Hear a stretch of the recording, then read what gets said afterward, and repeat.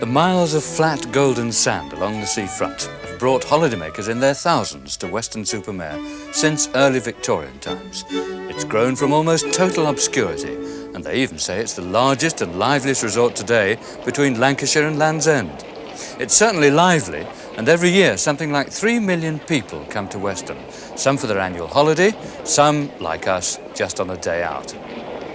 I remember my father telling me that the first time we went to the seaside on the train after the war, I announced to all and sundry in the railway carriage that as soon as we got there, I was going to jump straight in off the bank. Well, I didn't know what the seaside was. All I remembered was our canal at home. Well, you can't make that mistake at Weston. Look at it, miles and miles and miles of sand. It's what the town's famous for.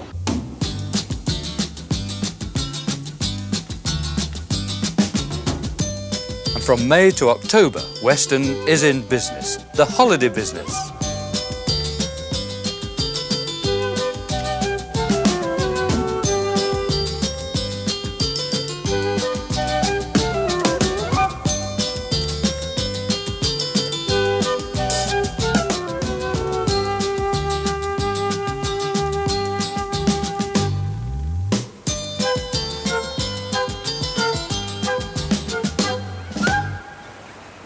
We come from Leeds. We just come on a tour, and it's the first time we've ever been here. You know, like looking forward to it, and we're really enjoying it. I came from Birmingham. The reason is that Weston-Super-Mare is nearest to Birmingham. First reason, and the second is it is cheaper than the other seasides. And of course, it's a paradise for children. The sand, the sea, buckets and spades. But Weston welcomes everyone, really. Mum and Dad, Granny and Grandpa, Auntie Doris, honeymooners. It's just Weston-Super-Seaside. For generations of children, Weston means donkeys. In the old days, the postman and the town crier and the fisherman all rode one. They worked in the town before they ever gave rides to the children. Today, almost all the donkeys on Weston Beach are owned by Don Tracknell's family. How far back does your ownership of the donkeys on the beach here at Weston go, Mr. Tracknell? It's about 155 years now. Really? Yes. Same family all the way? Same family all the way along, yes. It isn't just donkey rides these days, though, Mr. Tracknell, is it? Oh, no. We do such things as donkey derbies now, which is one of the most popular sports in the country. Oh, yes, your famous racing donkeys, yeah, yes. Yeah, they are racing. They're great. They're the fastest in the country. What about their names? Well, we've had them named after all the royalty, film stars, television personalities. We have them named after Harvey Smith at the Horticulture show. Oh, you mentioned them, we've had them named. And the children obviously enjoy it, don't they? Well, you just watch their faces when they come back. It's real, you know. They get on a donkey, and you can't explain that. You've actually seen their faces and see how they like it. And if a kid has got any money in their pocket, you bet your life for the Lord on donkeys. So, who could blame anyone for thinking that all there is to Weston on a fine day is sand, sea, ice cream, and donkey rides? Well, you'd be wrong, because there's much more in Weston than meets the eye. So if you want a little bit more out of your day out than sand in your shoes, or you can't stand the sight of another stick of rock, then you could come here, to the museum. You'll get some peace and quiet away from the crowds on the front, but you can also start discovering some of the really interesting history of Weston-Super-Mare. Now, they've fitted this place rather nicely into the old Gaslight Company workshops and stores. Well, as stores may seem an unlikely setting for a museum, but here this clever little spot of conversion means that you can potter amongst the palms while soaking up echoes of Weston's past. There's this old dentist's chair, a great favourite with the children who love to peer at all the grisly implements. I bet they forget their toothache looking at all that. Tucked away in a little corner, there's a dairy filled with all the trappings needed to make that rich Somerset cream and butter. Items, I suppose, that get curiouser and curiouser as the years pass by. There are reminders, too, of Weston's genteel past, when everyone was properly dressed and there wasn't a plastic mac in sight. It's also unmistakably British, from the sandcastles that the children seem to make for hours on end, to the pavement cafes and the endless cups of tea and glasses of pop. For many people, Weston's overriding attraction is that it's flat. You can occupy yourself for an entire holiday without puffing or panting anywhere. But for those who fancy a small bit of exercise and enjoy finding spectacular views, then to the north of the town, there's just the very thing for you.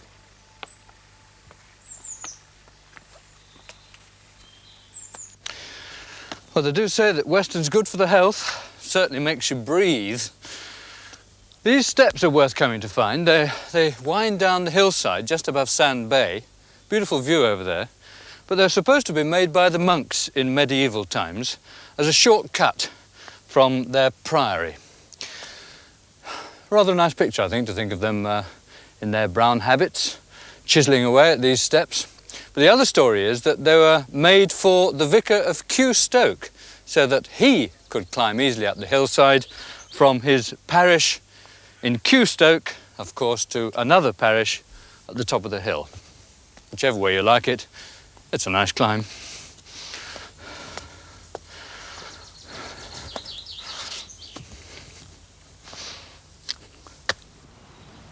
Much of the land overlooking Weston was owned by one family, the Smith Pigots. They were the lords of the manor and largely controlled the development of Weston. The solid but elegant residences were built with profit in mind, for family groups from the middle and professional classes of Bristol and Bath would rent rooms or whole houses for themselves and a few servants. Often they would stay for the whole summer season, joined for shorter periods by the head of the household.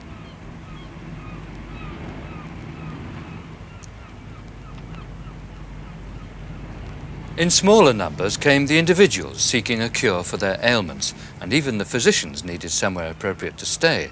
The houses built with them in mind now provide the mainstay of Weston's hotel accommodation. I think I must be a bit of a glutton for punishment. I've been informed by people who live round these steps that when you go up them, you count one lot, and when you come down, you arrive at a different figure. Well, I believe there are 172, and I'm coming up here to try and find a different side to Weston's character, one that goes right back into the dim and distant past. That is, if these steps ever end, I'll get there.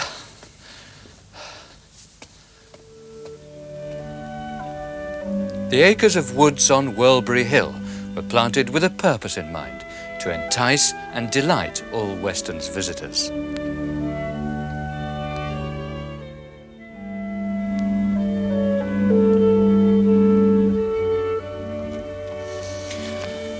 Well, it was a beautiful walk through the woods there from the top of the steps. But now I wonder if you could guess where I am now. Look at these extraordinary piles of stones. And what it is the remains of an Iron Age hill fort, one of a chain that once stretched along the northern edge of Mendip.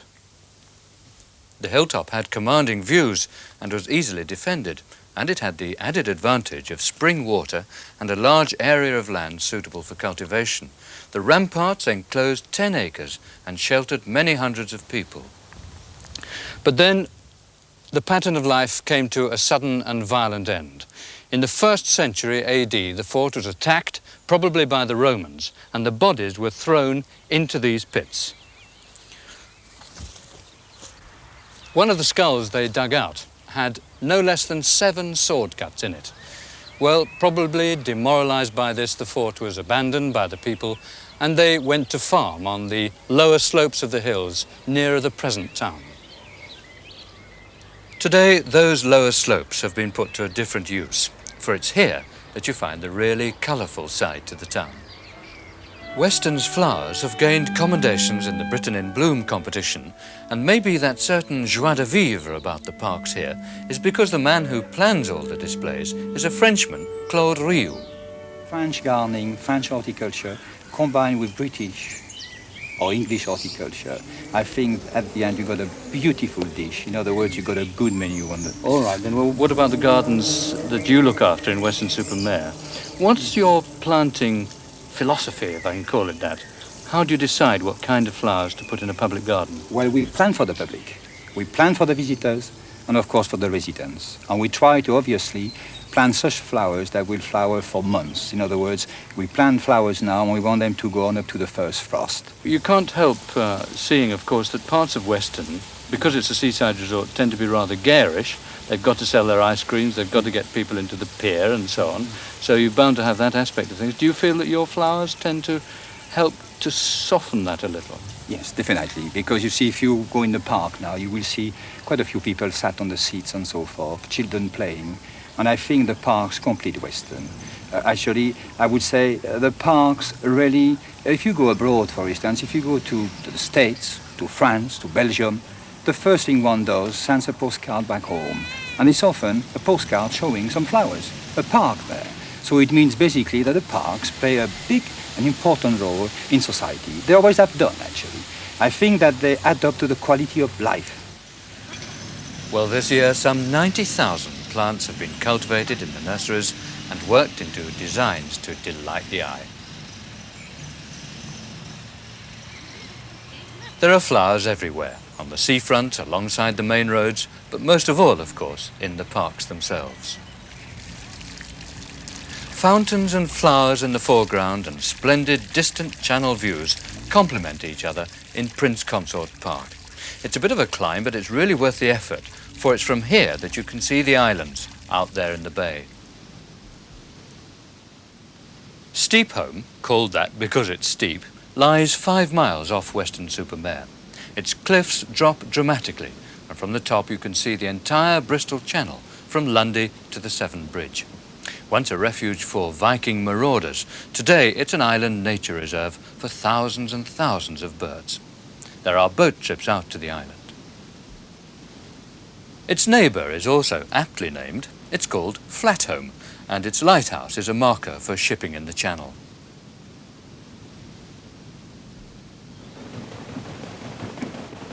Paddle steamers are a rare sight these days, but when sea trips were all the rage, then a whole fleet of boats such as this would ply up and down the channel, passing the islands and bringing people to sample the delights of Weston-Super-Mare.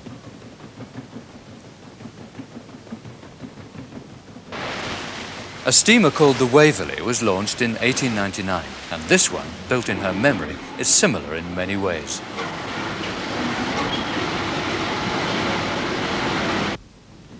Paddle steamers from Bristol, South Wales and other points of the compass brought thousands of people, and it was quite usual to see 7 or 8 of these magnificent boats circling in the bay, waiting to offload their passengers.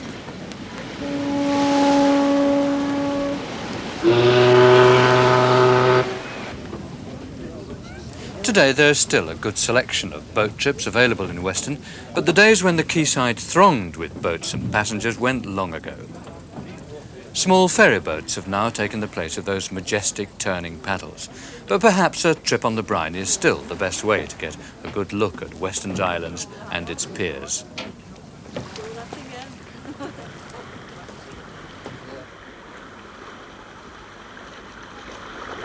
To the north of the bay lies Birnbeck Pier, known affectionately in these parts as the Old Pier. Because the channel has one of the highest tides in the world, ships could never berth easily alongside the wharf, and Weston desperately needed a landing stage well out into the water. This small island just off the coast gave them the answer, and they simply built an iron bridge and joined the island to the mainland.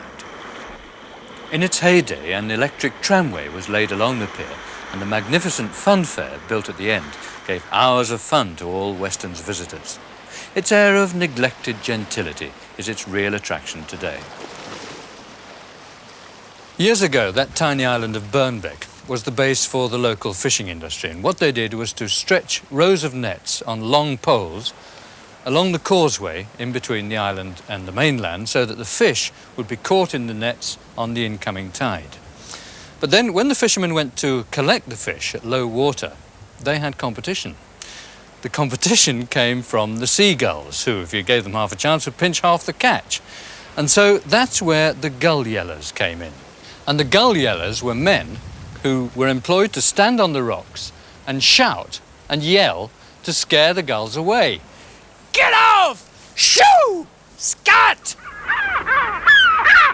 Well, who's to say who won in the end, the gulls or the fishermen?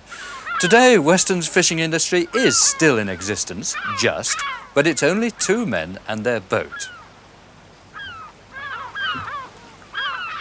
After 50 years as coxswain of the local lifeboat, Alfie Payne, with his son, takes his nets out into the bay and then sells his haul daily in the centre of Weston. It's hardly on a par with a highly mechanised trawling industry, but it's probably just about as commercial as everyone wants it to be.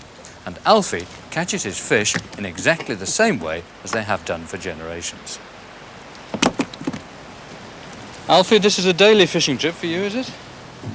Yes, it is, yeah. We go when the weather's reasonable. Yes. Is there anybody else doing fresh fishing in Weston today?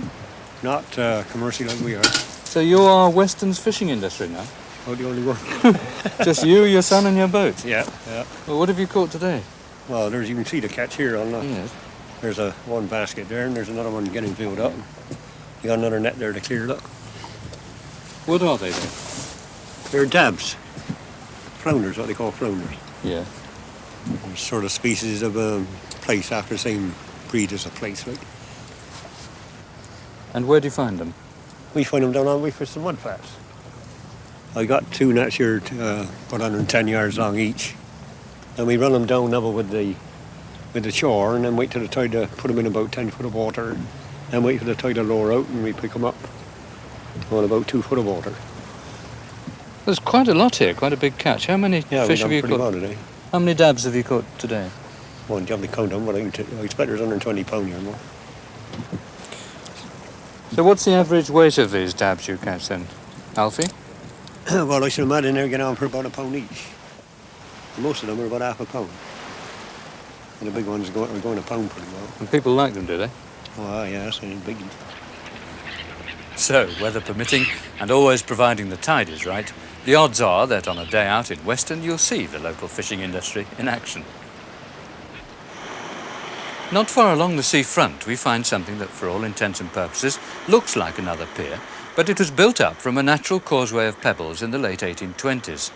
With the sea wall it made a harbour where the fishing and pleasure boats were moored. It's somehow hard to imagine that coalers also used to berth here as part of the commercial traffic that used the little harbour.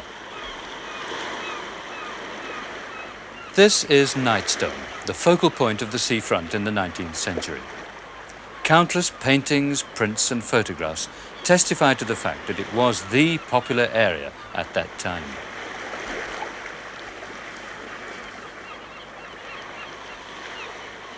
Here, Weston's most important medicinal ventures began. Plunging and warm baths were available, dry, hot and vapour baths, medicated with sulphur, iodine or chlorine, and even the superintendent was instructed in the process of shampooing. With all that, plus the sea breezes, what illnesses could possibly survive? With all the entertainment and the facilities, to the excursionist and the holidaymaker, it was the ideal place. But the people of Weston felt there was still something lacking. See, the problem was that the trippers would arrive at Birnbeck Island in the steamers, and then they couldn't be bothered to come all the way into Weston to spend their money. And at the same time, trippers would come from Bristol by train, come to the middle of Weston, and not go any further to spend their money. They certainly wouldn't go all the way along to Birnbeck Island. And so something had to be done, and the only solution was a new pier. Weston's Grand Pier was opened in 1904, and they were determined it would be the longest in the country, 1.5 miles, twice as long as it is now. A theatre housed 2,000 people, and top musical and comedy shows packed them in. From an open-air bandstand, the music of famous Viennese orchestras and military bands floated across the water. But then, disaster struck. In 1930, a serious fire destroyed the theatre and a lot of the decking. But the pier had become such an essential part of Weston's seafront scene that it just had to be rebuilt, but not quite to its former glory. Originally, it had extended out beyond the theatre, but now it ends on the spot where the theatre was. And in place of the old-time music hall, there's a more instant form of entertainment.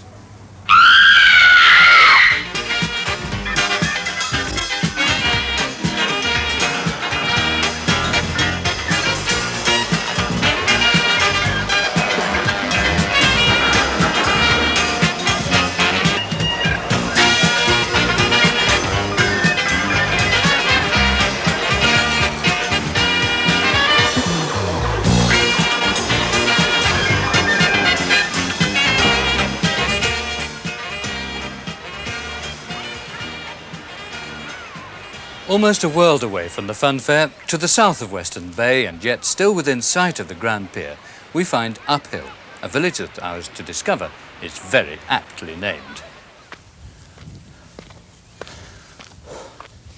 Well, I don't know. I thought I was coming to Weston-Super-Mare for a quiet stroll along the prom. All I seem to be doing is hiking up hills. And the whole point of this climb is to visit the ancient church of St. Nicholas. But why build a church at the top of such a steep slope and so remote from everywhere all around?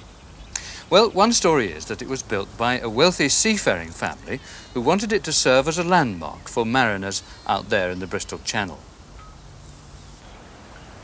There is another myth, though, that it was the doing of the patron saint of sailors, St. Nicholas. Now, the legend is that when the local people tried to build the church at the foot of the hill, someone, probably St. Nicholas himself, removed the stones to the top of the hill each night. In the end, the stonemasons took the hint and built the church where St. Nicholas obviously intended it should be built. The old windmill, like the church, also seems so isolated from everywhere, but years ago it was surrounded by growing crops and the grain was milled here. The Victorians made the mill into an observatory where they could see the Polden Hills, Exmoor and the Welsh Hills.